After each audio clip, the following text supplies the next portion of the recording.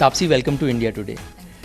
It's always amazing to speak to you because every time I speak to you, it's not just a new film, it's a new character. I remember the last time we spoke and I had this joke about you running in every film and you pushing yourself in every film, not just physically, but as a producer and as an actor. I want to talk about Shabaash Mithu and talk to you about the first time you saw women play as a child or as a teenager. When was the first time you watched women play cricket? See, obviously it's overwhelming to see that India written on your jersey. And that itself is a very overwhelming feeling, and especially because I don't think I've done anything to really earn it. It's just that I'm portraying a role who really deserve to wear it and who's there owning it up. तो इतना ही कर सकती हूँ. All I can do is do justice to the part, to the responsibility that's given to me. And every film, there's something that I take back home from something that I worn or used in the film. So after this film, I took that jersey back home, just to keep it as a souvenir of sorts from this film that I want to keep with me and forever. Right. There's a very interesting scene in the trailer, you know, when there's this guy who calls you and he asks you, he calls actually a peon or somebody from outside and he says, "Kya bata sakte ho? Can you name 5 women cricketers?" I think it's a pivotal point in not just in the film, but in a conversation that needs to happen. Did you ever sense that just as a child watching sports, that why can't women play this sport? Not just cricket, but in a lot of other areas. Did you ever had that thought ever? Not as a child for sure, but when I heard the story, that moment actually became a calling moment for not just me, but a lot of other Indians who when we call ourselves cricket loving nation. Are we really cricket loving nation or are we men's cricket loving nation? If we love the sport, then who is holding the bat, the gender of the person holding the bat should not really matter. So that is what it conveyed to me. So that's why it is a pivotal moment in the film. It will speak to a lot of us who are going to watch the film and make us think a lot. When I was working on this film is when I also had multiple whys. Why? But then, whenever you are in your field, like in my field, I have these lot of moments of why is it like this. So I guess when you know that you've reached a level where you can question that why, it's time for you to do something to fill that gap, so that in the future people don't have that same question as to why. That's such an interesting point because you have sort of become, I wouldn't use the word poster girl, but you have always had this why. You've always been very forthcoming in that. You've also been very transparent in the way you feel about certain things. And now that you've worked in the industry, the rigmaroles that follow it. Are there still any whys that you ask when you go on a set or when films come to you, the choices that you make? I still have the whys, and I somehow knows the answer to those whys also, which are not logical answers, which are more practical answers to things. So yes, I still have Like those. what are the basic whys right now that if you have to come up with? Very simple things. That you might think that shouldn't even be questioned, but are. Why is it important to know the gender of the hero of the film, and basis that the budget is decided of a film? Why is it that an audience has to go for a advance booking of a male hero driven film, but when it comes to a female protagonist film, they have to wait for the reviews? So there are a lot of these whys that I keep questioning and waiting for them to convert into why nots. Absolutely. And I think that conversation happening in itself is a door opening to these questions.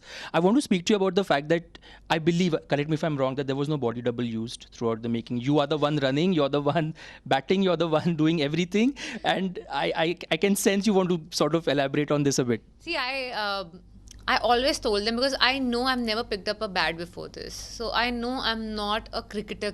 I've learned the sport. Yes, I gave it all. I gave my 100%. I did all I could. There is no regret that I have right now. Okay, gosh, I would have done a little more. No, I did all I could in the time and resources that we had. But yes, I was always mindful that if I'm still not up to mark, I don't want to let the film down, and if it's really needed, I wouldn't mind if they would have used a body double. But then, when by the time we finished the cricketing sequences and it was edited, and I was told that we didn't have to.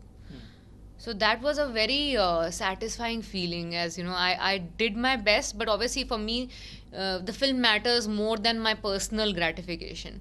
So if it was right for the film, I wouldn't have mind if they would have used someone who's better than me, because I know my limitations as a cricketer.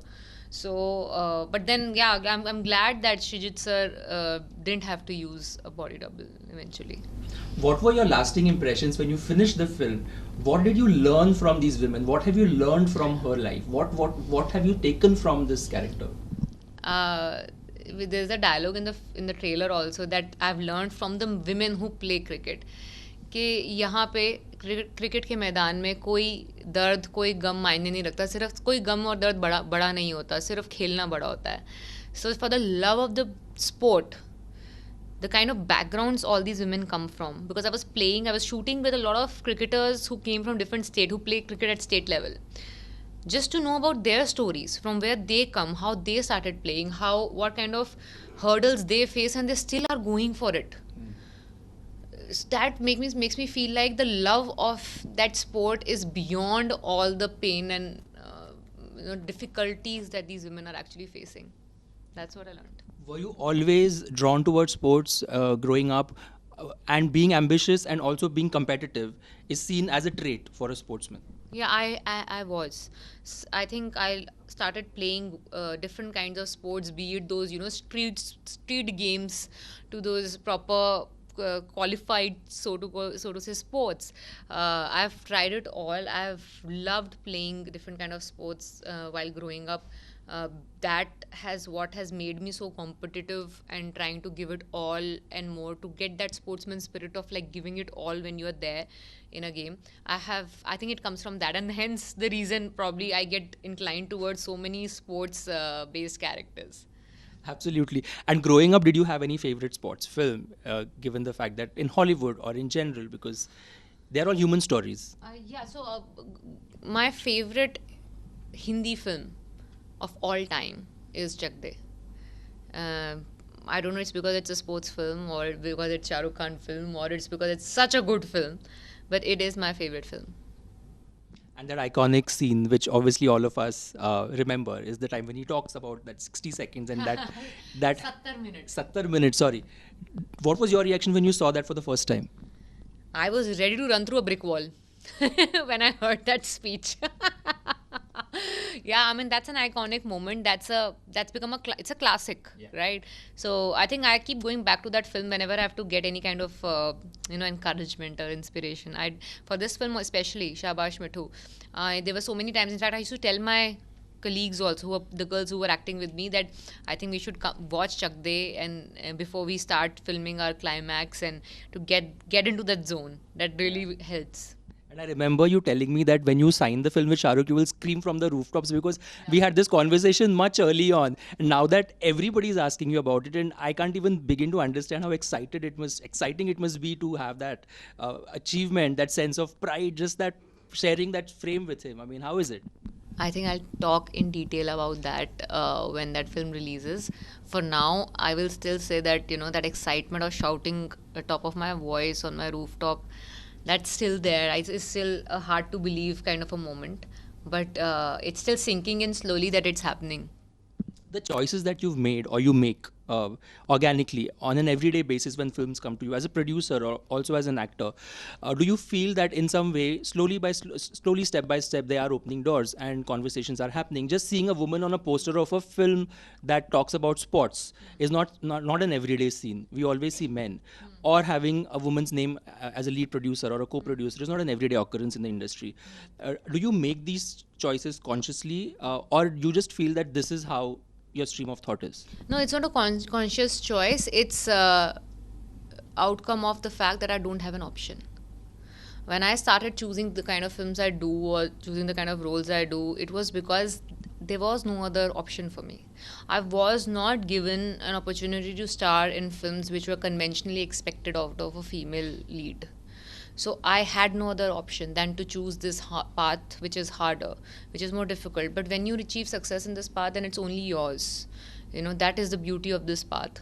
So I will not take the credit saying I had the vision or I was a visionary to walk into this direction.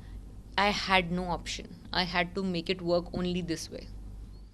And you constantly keep at it, even today. Yeah, I don't have the liberty to relax and just let it be. I don't have that liberty. I have to keep going at it because the kind of path I've chosen, I have to constantly, consistently try and be good. Yeah, I mean, you're more than good if you want to humbly I'm put it. trying. Yeah. There is no other. Again, I have no other option. Otherwise, doors will be shut on me way sooner than what probably is possible.